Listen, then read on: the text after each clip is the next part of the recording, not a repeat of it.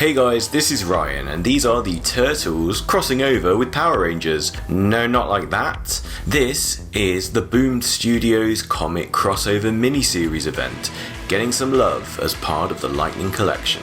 Exclusive teams are a hard one to gauge, but yeah, this is another Boom Comics thing, and we've had odd releases from their comics, but never a full team altogether. Anyway, I had little interest in buying this set. The price was the final nail in the coffin, which put me off. They wanted £57 per double pack here in the UK, at least initially.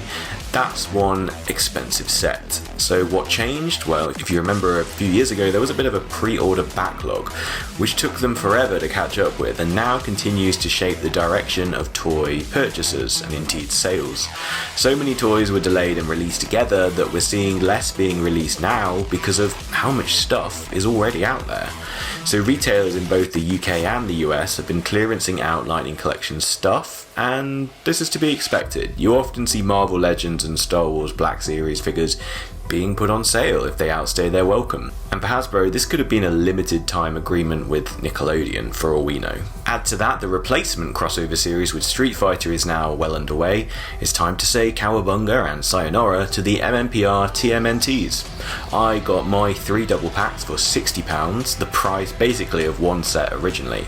I then paid £33 for Shredder, which is a lot, but still the best I could find them for, and I can't have an incomplete set, can I? Once I got them, I also realised I knew nothing about the story. I didn't know why Tommy was in Foot Clan attire. I didn't know why the weapons were the same but different, although you can kind of guess.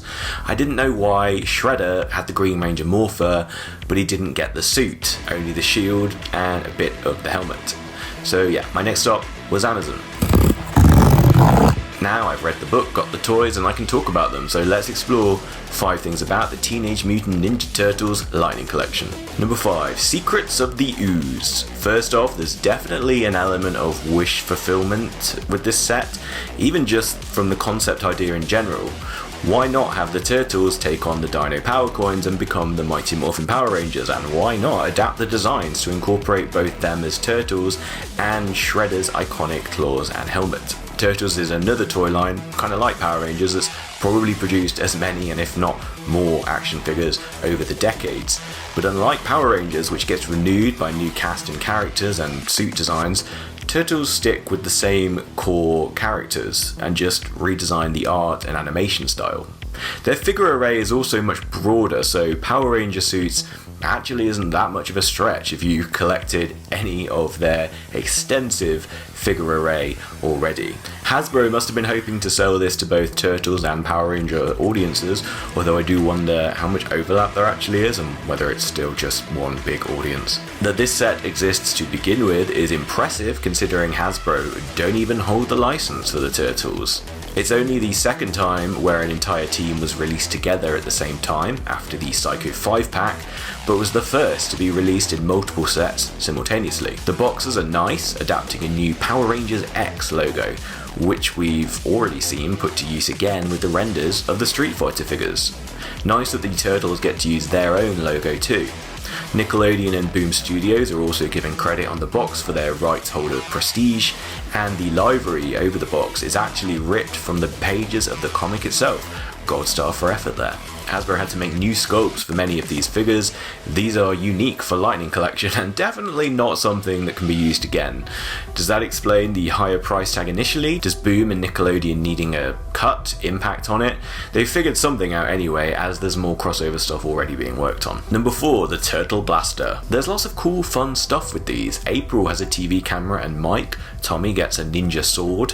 All the Rangers have their comic versions of the power weapons, which are all crossover versions of the Turtles and Power Rangers signature weapons. You get Donatello the Black Ranger's power staff, as well as a second mode for the combined form minus the actual staff. April the Pink Ranger's power bow, which is actually fairly unchanged from Kimberly's version, but is grey instead of white, and the arrow is pink instead of grey. Michelangelo the Yellow Ranger's Power Chucks, based on his nunchucks and Trini's power daggers. Leonardo's Power Blades, based on his sword, crossed over with the Power Lance. It also has a connection feature. You know that thing that I wish that the actual Blue Ranger's lance could do? So hey, we got it eventually, just with a different team. And Raphael's Power Size, based on his side daggers, crossed with the actual power sword. So a bit of leapfrogging around those last two, who probably could have done with having opposite signature weapons, but I appreciate the commitment to implementing the turtles' correct colours and weapons as much as possible. Ultimately, when you're reading the comic, you get the cynical feeling as they're diving panel to panel with all these new creations of it just being done to sell toys, but I guess that's no different to the TV show, is it? And I do kind of get it, and at least the story was well put together around all of it. There's also the combined mode. How does Turtle Blaster compare to Power Blaster then? Well, you only need one of Raph's size, as it's there to mimic the power sword, and you need the alt mode version of Donnie's power staff without the staff bit. Unlike the usual MMPR power axe, there's no sliding bit on this, so the bow just has to rest there. Because of that, it's a lot more flimsy than the Mighty Morphin standard version, but this is so cool. One, that they had the thought to do it in the comics, and two, that Hasbro had the good sense to include it with the figures. Interestingly, in the comics, Leonardo takes the place of Jason. I guess even as Blue Ranger, he's still technically the leader. Very interesting from a Power Rangers perspective to have a team where the Blue Ranger is the leader, not red and not pink in the case of Time Force. Number 3, Accessorise. So normally with Lightning Collection figures, we're used to them getting an extra set of hands in the box, usually either closed fist or open palm, to complement the usual open grip style. For the Turtles set, you get an extra set of hands for each of the main 4, as obviously you won't get another chance to get more hands for these 4-fingered figures ever again, we assume. So they over-delivered with closed fists, open palm hands, and standard holding hands for each of them. This is nice. It gives a lot of potential and really means you have a fantastic degree of flexibility rather than finding yourself short on any one style. The Turtles and April and Tommy get second civilian heads, which is wonderful, and I think one of the coolest things about Lightning Collection that they can do the morphed and civilian heads for the same figure. It makes this experience really come to life. They give so much personality and suit their characters perfectly. You've got Michelangelo looking cheeky, like he's about to crack a joke, Donatello with his goggles looking inquisitive and eager, and then Raphael and Leonardo, both looking very serious and ready for action. And April, to be fair, just looks like a cartoon character, but at least they gave us a head for her. You don't get a second head with Shredder, but to be honest, there's not anything I could think of that they could do with one, and once morphed in the comic, that's his head anyway. There's no alt mode. And speaking of things you don't get, but it's kind of fine because they're not there in the comics either, Blade Blasters. Only April gets hers in her Pink Ranger garb, where the only difference is the lack of skirt, but the Turtles don't get any. I guess blasters go against the Ninja Turtle ethos, and I can buy that as the reason, I guess. Also, would they look too strange in their turtle hands? Probably. Number 2, Tommy number 9. I guess if you're Hasbro and you have any indecision about putting out your first co-branded crossover set, throw in the MMPR secret sauce that is Tommy. Technically, he does feature quite prominently in much of the story, and especially the first part, as we learn he's infiltrated the Foot Clan to find one of his old childhood friends, who's also joined Shredder's army too, fair enough. You get a sort of variation of his Green Ranger Lightning Collection head, the second version at least, and some really cool like covers and added bits, kind of like the Ninja figures, where you can customize it without actually needing second heads. I'm wondering if the Ninja Ranger figures could have had these pieces as well. Some people have been buying multiples of the Raphael and Tommy set to get doubles of the Ninja Foot Clan figure, but to be honest, that's one double buy I just can't get on board with. So I'm fine having just one, and I can just make some post-production changes to mimic an army. It's crazy that I'm able to count this as our 9th Tommy figure of the Lightning Collection. It comes after 2 Green Rangers, 2 White Rangers, 2 Lord Drakons, 1 Red Zeo, and 1 White Ninja. This is number 9, and I do believe a 10th Dino Thunder one is on the way. I have to say I was a bit surprised by this Tommy figure, because why is his foot soldier outfit any more important than the Rangers' civilian ninja outfits when they borrow from the Turtles' wardrobe? I guess because it's another antagonist, sort of an army builder figure. You could technically use it in poses against your Turtle Ranger figures. And yeah, his role is much better integrated into the narrative of the story and more cohesive than the Rangers. But you can bet if all of these figures had sold out initially, they'd have made a second wave of the Ninja Rangers. Tommy's Green Ranger power has actually been split out from him for this set. I guess Boom Studios have been making a bit of a habit out of that, haven't they? As Shredder steals and, as Rita tells him, corrupts the Dragonzord coin.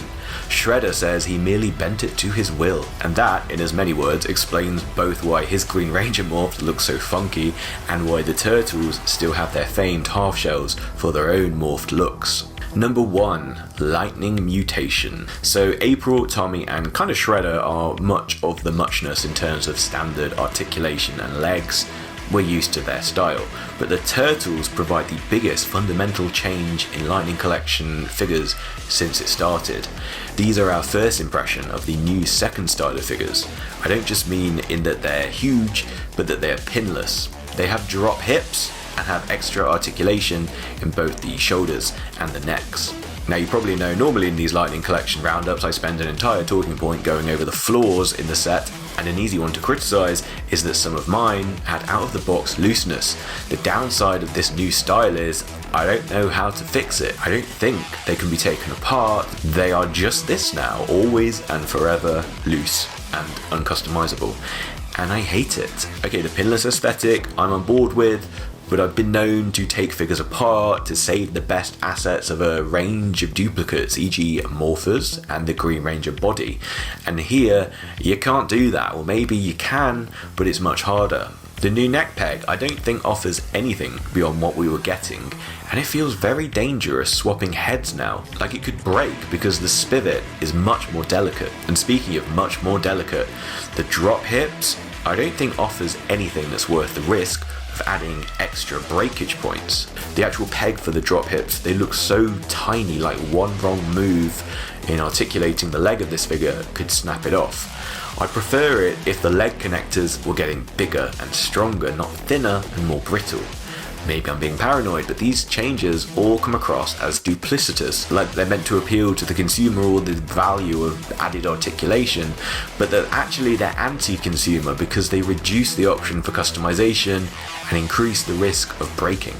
This unfortunately won't be the last time I have to criticise ninja-themed Power Rangers having these awful new design choices, so do subscribe if you haven't already for when we talk about the Ninja Rangers. But yeah, the second evolution of the Lightning Collection to me really seems like a significant downgrade. There's a crazy irony here that I suspect that they put a bit more effort into these figures, providing more pieces, many totally unique molds. Even the paintwork is for the most part fine, and I didn't need to exchange any of my first arrivals. Perhaps it's because this is a branded partnership, which will be given extra scrutiny by the various rights holders, whereas with regular Power Rangers releases, they're only accountable to themselves. To conclude, I really wasn't that bothered by these. I have no attachment to these designs, being pretty much brand new.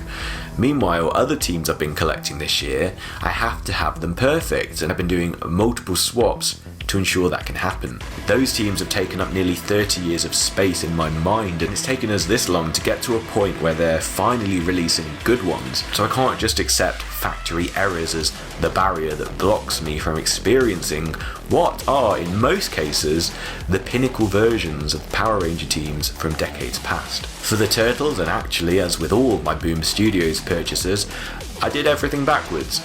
I bought them before properly discovering what they even were. Here, I did it because of my nostalgia for the Turtles, and because of a price that was too good to be true. What's the Turtles situation for you guys? For me, they were the show I watched before Power Rangers came to the UK in 1994. I think the third Turtles movie, which we did have figures of where they sort of wear the Shogun style armour, was in 1993, so my Turtles phase kind of neatly ended right as my exposure to Power Rangers began. A nice bit of harmony here, a set that sort of reflects that past passing of the torch of my childhood era or childhood favourites one into the next. As a new comic, it's fun asking all the important meta questions that the internet has picked up over the years, like how does the green dude play a flute through a metal faceplate? Never gets answered there either. Billy just ignores it. I wonder if Hasbro have toyed with the idea of doing something else from Turtles, perhaps the Turtle Megazord.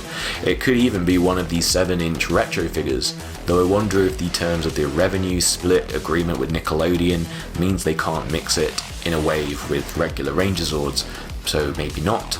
They could try do a combining version, as with any comic Megazord. I have no idea how that would work, but someone has tried to kit bash one together already, and it's come out pretty well, so there's always hope. Would you guys buy a Turtle Megazord? Did you even buy these? As ever, let me know your thoughts in the comments. While they weren't high up on my go-to list of Lightning Collection figure purchases, I must admit, they have been a fun surprise one to get, even if they do feel very separate from the main series figures. Who knows, perhaps we'll get more Power Rangers X Teenage Mutant Ninja Turtle figures from the second series of the comics, but even if this is it, how cool is it that they made all of them and released them all at the same time? I appreciate that they can't do that every time, but certainly for buyers, that's the way to do it. So until the next time, cowabunga, Turtle Dudes.